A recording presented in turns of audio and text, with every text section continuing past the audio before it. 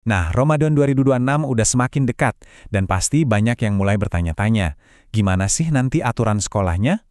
Tenang, pemerintah baru aja merilis panduan resminya.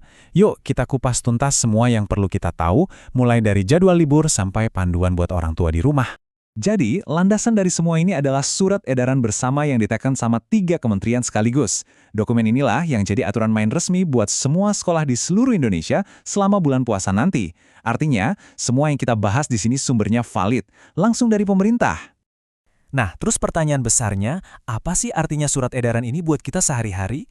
Gimana dampaknya buat rutinitas siswa? Apa aja tanggung jawab sekolah? Dan gimana peran orang tua di rumah? Ayo kita cari tahu jawabannya bareng-bareng. Oke, biar gampang, kita bakal bahas satu persatu. Kita mulai dari kalender dan tanggal-tanggal penting. Terus kita lihat panduan khusus buat sekolah dan orang tua. Dan terakhir, kita coba pahami tujuan besar di balik semua kebijakan ini. Oke, kita langsung aja masuk ke yang paling ditunggu-tunggu sama semua orang, jadwal. Kapan anak-anak belajar di rumah, kapan harus ke sekolah, dan yang paling penting, kapan liburnya. Bisa dilihat ya di sini, kalender Ramadan 2026 ini dibagi jadi 4 fase. Awalnya ada belajar dari rumah dulu, dari tanggal 18 sampai 21 Februari. Terus, siswa masuk sekolah lagi buat kegiatan khusus Ramadan sampai tanggal 14 Maret. Nah, setelah itu baru deh libur Idul Fitri yang lumayan panjang, hampir 2 minggu. Dan akhirnya semua kembali normal, belajar seperti biasa lagi mulai 30 Maret. Sekarang, kita geser ke sisi sekolah. Surat edaran ini ngasih instruksi yang jelas dan spesifik banget loh tentang apa yang harus sekolah lakukan selama bulan suci. Nah, yang menarik banget di sini adalah fokusnya itu digeser. Jadi pas anak-anak di sekolah itu, penekanannya bukan lagi ke akademik biasa, tapi lebih ke pembentukan karakter. Buat siswa muslim, ada kegiatan kayak tadarus atau pesantren kilat. Terus buat yang non-muslim gimana? Tenang, mereka juga dapat bimbingan rohani yang disesuaikan sama keyakinan mereka. Jadi intinya, ini soal pengembangan diri, spiritual, dan juga sosial. Selain soal karakter tadi, ada juga beberapa penyesuaian praktis. Misalnya, pelajaran olahraga intensitasnya dikurangin. Terus, guru-guru dianjurkan pakai asesmen formatif.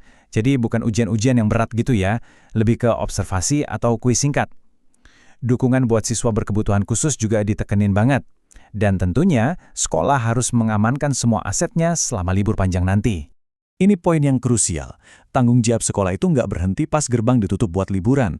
Mereka wajib nyediain kontak yang bisa dihubungi. Entah itu nomor wali kelas atau hotline khusus, jadi kalau ada apa-apa yang menyangkut keselamatan siswa pas liburan, orang tua tahu harus lapor kemana.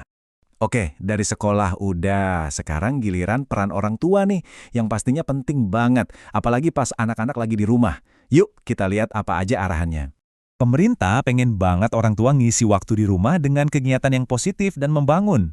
Ini bukan cuma soal ibadah bareng ya, tapi juga misalnya baca buku sekeluarga, main game yang ngasah otak, atau eksplorasi hobi anak, mau itu seni atau olahraga. Intinya sih, bikin rumah jadi tempat belajar yang asyik dan menyenangkan.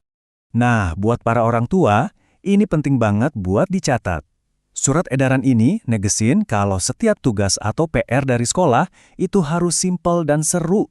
Nggak boleh bikin kantong jebol atau yang butuh koneksi internet super kencang. Jadi tenang aja, nggak bakal ada proyek-proyek yang ribet dan mahal. Dokumen ini juga update banget sama kondisi sekarang loh. Ada panduan soal penggunaan gadget, jadi apa yang harus dilakuin?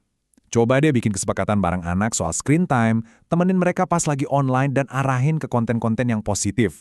Sebaliknya, apa yang wajib dihindari? Jelas, konten yang ada kekerasan, perundungan, hoaks, judi, atau pornografi. Itu semua harus dihindari. Peran orang tua nggak berhenti di dalam rumah aja. Kita juga didorong buat memfasilitasi anak buat silaturahmi, ikut kegiatan keagamaan di lingkungan.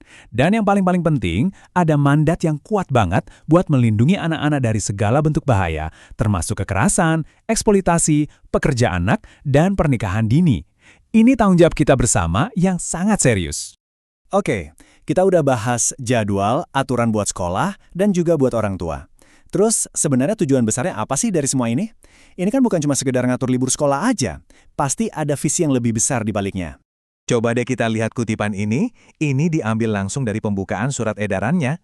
Intinya, semua kerangka kerja Ramadan ini dirancang untuk membentuk manusia Indonesia yang seutuhnya, yang sehat fisik dan mentalnya, punya keterampilan, peduli sama sesama, dan cinta sama negaranya.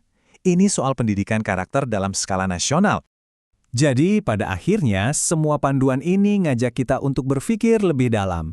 Pertanyaannya bukan lagi sekedar gimana mindahin ruang kelas ke rumah, tapi gimana caranya bulan Ramadan ini bisa jadi momen buat kita semua bertumbuh.